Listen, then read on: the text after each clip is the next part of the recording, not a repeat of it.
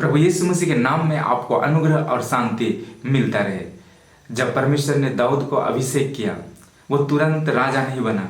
उसके लिए कई सारे चुनौतियों को सामना करना पड़ा, कई सारे मार्ग से उसको जाना पड़ा, उतार चढ़ाव उनकी जिंदगी में आई।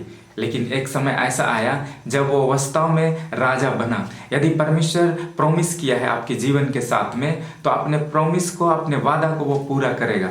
जिस चीज़ के लिए परमेश्वर ने आपको चुना था, शायद आपको लगता है कि अब मेरे जीवन में कुछ भी नहीं हो सकता है, अब मैं आगे बढ़ नहीं सकता हूँ। परमेश्वर ने तो मुझसे ये कहा था कि मैं तुझको महिमा दूंगा, परमेश्वर ने तो मुझको चुना था इस विशेष काम के लिए, लेकिन मेरे जीवन में तो बहुत सारे रुकावटें हैं, मेरे जीवन में तो बाधाएं हैं, मेरे जीवन में कोई आशीषें नहीं है। जिस चीज़ के लिए परमेश्वर ने मुझको चुना था वो दूर दूर तक दिखाई नहीं देता है। इस तरह से यदि आप सोचते हैं तो मैं आपको इनकरेज करना चाहता हूँ, दाऊद के जीवन से आप सीखें। दाऊद जो भेड़ बकरियों को चराया करता था, उनके जिंदगी में कुछ भी अच्छी चीजें नहीं थी, लोगों ने उनको तिरस्कृत किया था, बाहरी तौर से लोग उनको जल्द से नकार सकते थे। वो छोटा लड़का था, वो भेड़ बकरियों को चराया करता था, उनका एक साधारण सा जीवन था, इसलिए तो उनके बड़े भाइयों ने उनको यज्ञ में भी बुलाना नहीं चाहा। जब सामुएल यज्ञ के लिए आया था, सारे भाई वहां पे इकट्ठे हुए, लेकिन दाऊद वहां पर नहीं था।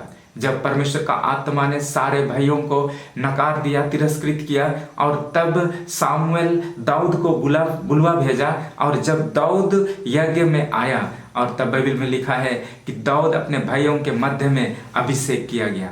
जिस समय लोग आपको नकारते हैं, जहां लोगों ने आपको अपमानित किया है, बाइबल में लिखा है उन्हीं भाइयों के मध्य में जब दाऊद का अभिषेक कर सकता है। यदि आप भी परमेश्वर के साथ सच्चाई के साथ जीवन व्यतीत करेंगे, प्रार्थना में, आराधना में, परमेश्वर के साथ एक पवित्र जीवन जिएंगे, तो वो परमेश्वर उन्हीं लोगों के मध्य में आपको अभिषेक करेगा, उन्हीं लोगों के मध्य में परमेश्वर आपको ऊंचा उठाएगा। जिन्होंने आपको नकारा था, जिन्होंने आपको अपमानित किया था, उन्हीं लोगों के बीच में परमेश्वर आपको ऊपर उठाएगा, ताकि दुनिया जान जाए कि वो परमेश्वर जिसने स्वर्ग और पृथ्वी को बनाया है, वो परमेश्वर मन को देखने वाला परमेश्वर है, वो परमेश्वर दाऊद का परमेश्वर है। इस बात को लोग जान नहीं पाए, और इसलिए परमेश्वर ने दाऊद को अपने भाइयों के मध्य में ही अभिषेक किया है।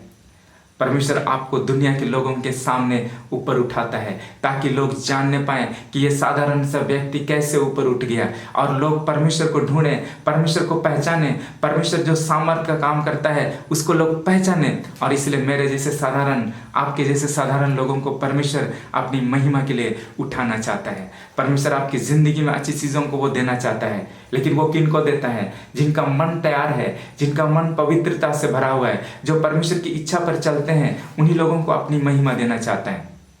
जब वो ऐसे लोगों के ऊपर अपनी दया, अपने अनुग्रह को उंडेलता है, ऐसे लोगों को जब परमेश्वर सफलता देता है, तब लोग परमेश्वर को महिमा करते हैं।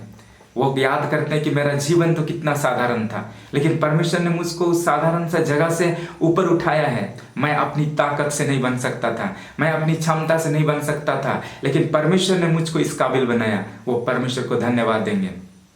जो अपने आप को समझते हैं कि मैं काबिल हूँ, वो व्यक्ति को यदि परमेश्वर बड़ी महिमा देगा, तो वो व्यक्ति कैसे परमेश्वर को महिमा कर सकता है? वो तो कहेगा कि मैं अपनी क्षमता के आधार पर बना हूँ, मैं अपनी बुद्धि के कारण मैं इस मुकाम तक पहुँचा हूँ, और वो कभी भी परमेश्वर को महिमा नहीं दे सकते हैं। और इसलिए परमेश्वर ने जगत के मूर्खों को चुना है ताकि बुद्धिमानों को लज्जित करे। परमेश्वर ने निर्बलों को चुना है ताकि बलवानों को लज्जित करे। परमेश्वर ने संसार के वैसे लोगों को चुना जो हैं भी नहीं, ताकि जो हैं उनको व्यर्थ ठहराए। हमारा परमेश्वर कितना सामर्थी परमेश्वर है। जिनको लोगों ने त्यागा है, ऐसे लोगों को परमेश्वर उठाता है अपनी महिमा के लिए। दाऊद जब अभिषेक किया गया, वो तुरंत राजा नहीं बना, लेकिन दाऊद परमेश्वर के ऊपर विश्वास किया कि जिस परमेश्वर ने मुझको अभिषेक किया है, वो परमेश्वर सच्चा है और अपने वचन का परमेश्वर है। वो मेरे जीवन में अच्छी चीज़ों को वो देगा, और मैं जिस रास्ते पर चल रहा हूँ, वो विश्वास का रास्ता, परमेश्वर को आराधना और महिमा का रास्ता, उसमें मैं लगातार चलता रहूँगा। दाऊद आगे नहीं आ सकता था। संसार की दृष्टि से अगर हम देखें तो वो इम्पॉसिबल था कि वो राजा बने, क्योंकि वो तो भेड़ बकरियों को चराया करता था। परमेश्वर उसके लिए जगह को तैयार किया। जब आप अपने जीवन में सोचेंगे कि मेरे जीवन में कुछ भी नहीं हो रहा है, उस समय परमेश्वर आपके लिए काम करता है। आपको मालूम नहीं पड़ेगा कि वो परमेश्वर किस तरह से आपके जीवन में वो काम करेगा। जहाँ बंद दरवाजे हैं उन बंद दरवाजों को परमेश्वर खोलने वाला परमेश्वर है। जहाँ मनुष्य सोचना बंद करता है वहाँ परमेश्वर सोचना शुरू करता है। बाइबल में लिखा है कि जब परमेश्वर का अभिषेक दाऊद के ऊपर उतरा, जब परमेश्वर का दास सामुएल ने दाऊद को अभिषेक किया, पवित्र आत्मा उसके ऊपर बल से उतरता रहा, लेकिन दूसरी ओर साउल के ऊपर से पवित्र आत्मा जाता रहा और उसको एक दुष्ट आत्मा घबराने लगा।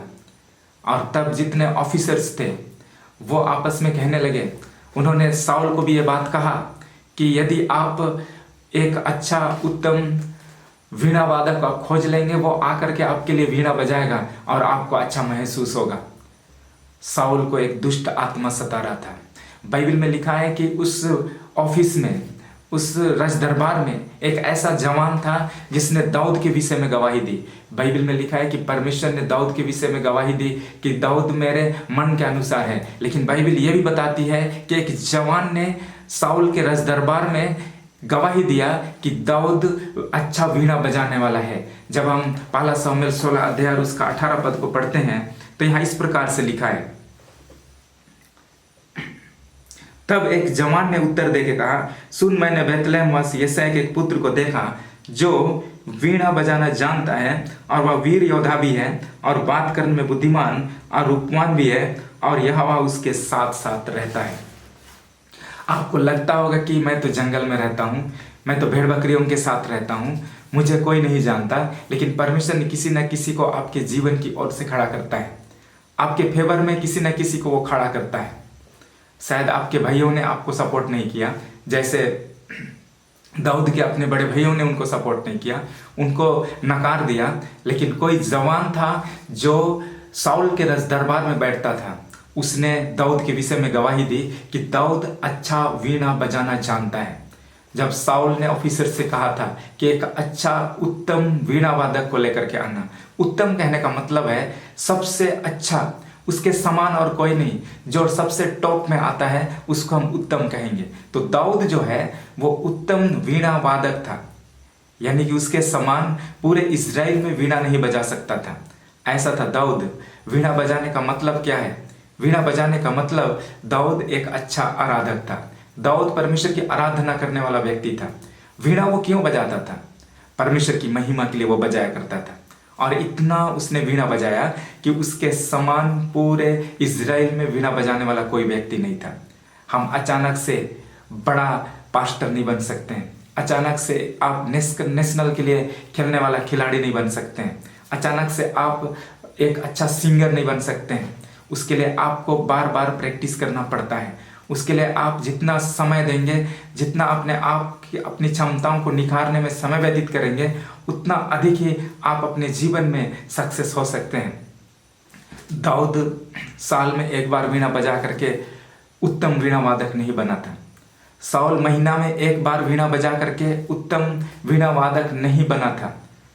वो हर दिन, हर समय, हर क्षण परमेश्वर की महिमा के लिए वीणा को उठाया था और इतना वीणा बजाया था परमेश्वर की महिमा के लिए कि वो पूरे इजराइल में सबसे टॉप लेवल का था, सबसे पहला स्थान पर था, और इसलिए परमेश्वर ने उनको राजा के पद पर खड़ा किया था। जब बाइबल बताती है कि परमेश्वर ने दाऊद के विषय गवाही दी कि ये मेरे मन के अनुसार है, तो मेरे मन के अनुसार सिर्फ एक गुण नहीं, लेकिन कई सारे गुण को हम देखेंगे जो इस जवान ने उस दाऊद के अंदर देखा था। पहला चीज है वीणा बजाना वो जानता था। दूसरा बाइबल में लिखा है कि वो तो वीर योद्धा भी था, और बाइबल में ये लिखा है बात करने में बुद्धिमान, रूपवान भी है, और यहोवा उसके साथ साथ रहता है। कई सारे गुण उनके अंदर थे। उसमें से एक है वीणा बजाना जानता है। परमेश्वर का आराधना उसने अपने जीवन में किया है, परमेश्वर का आराधना को अपना जीवन बनाया है। परमेश्वर का आराधना हमारे जीवन को ऊपर उठाता है। परमेश्वर चाहता है कि हम एक सक्सेस जीवन जिएं। परमेश्वर चाहता है कि हम अपने इस पृथ्वी का जीवन में ऊंचा जीवन जिएं, जहां परमेश्वर हमारे लिए ख्वाब को देखा है, सपना को देखा है, उस स्थान पर हम पहुंचे। परमेश्वर जिस स्थान पर हमारे जीवन को पहले से रखा है, जिस विषय को सोच करके उसने आपको और मुझको बनाया है, उस मुकाम तक पहुंचे, ये परमेश्वर चाहता है, और वही हमारे जीवन के लिए सबसे बेस्ट होता है। लेकिन वो स्थान पर पहुंचने के लिए हमें परमेश्वर को महिमा करना पड़ेगा। यदि हम परमेश्वर को आराधना करते हैं, परमेश्वर को महिमा करते हैं, तो हमारे जीवन में सबसे अच्छा वो जीवन होता है। परमेश्वर का आराधना के बिना हमारा जीवन में कभी प्रसन्नता नहीं आ सकती है। परमेश्वर ने जब मनुष्य को बनाया है तो हमारे अंदर एक गैप है, और वो गैप, वो खाली जगह परमेश्वर के लिए है, और वो जगह को दुनिया का कोई चीज़ भर नहीं सकता है। हमारा धन और दौलत उस जगह को भर नहीं सकता है, रिश्ता उस जगह को भर नहीं सकते हैं, और भी अन्य चीज़ें उस जगह को भर नहीं सकती हैं। वो जगह को सिर्फ और सिर्फ परमेश्वर ही भर सकता है, और वो परमेश्वर की आराधना के द्वारा भरा जा सकता है। परमेश्वर को आराधना कहने का मतलब परमेश्वर को ऑनर करना, परमेश्वर को आदर करना, अपने जीवन में पहला स्थान देना, यही तो परमेश्वर की आराधना है।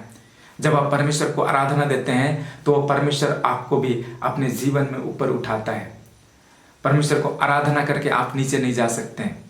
यदि आप परमेश्वर को आराधना देंगे, परमेश्वर को पहला स्थान देंगे, तो वो परमेश्वर भी आपको पहला स्थान देगा। इसलिए हम भी अपने जीवन में इस आदत को डालें कि हम परमेश्वर को आराधना करने वाले बने। जब वो परमेश्वर को आराधना करता था, वो वीणा बजाता था, वो गीतों को गाता था। वीणा जब बजाता था तो परमेश्वर की महिमा के गीतों को गाता था। और बाइबल में नीचे लिखा है कि जब वो साउल के घर में आया, साउल को जब दुष्ट आत्मा घबराता था, तो दाऊद वहां आकर वीणा बजाने से दुष्ट आत्मा साउल को छोड़कर वो भाग जाता था। वो परमेश्वर की महिमा करता था, परमेश्वर का अभिषेक उसके जीवन में था। जब हम परमेश्वर की आराधना करते हैं तो हमारे जीवन में जितने भी बुरी चीज़ें हैं, हमारे आसपास में जितने भी बुरी चीज़ें हैं, बुराई है, दुष्ट आत्माओं की शक्तियां हैं, वो सारी चीज़ें दूर भागती हैं जब हम सच्चे मन से परमेश्वर की आराधना और महिमा करते हैं। जब हम परमेश्वर की आराधना और महिमा करते हैं तो परमेश्वर का आराधना एक जीवन है।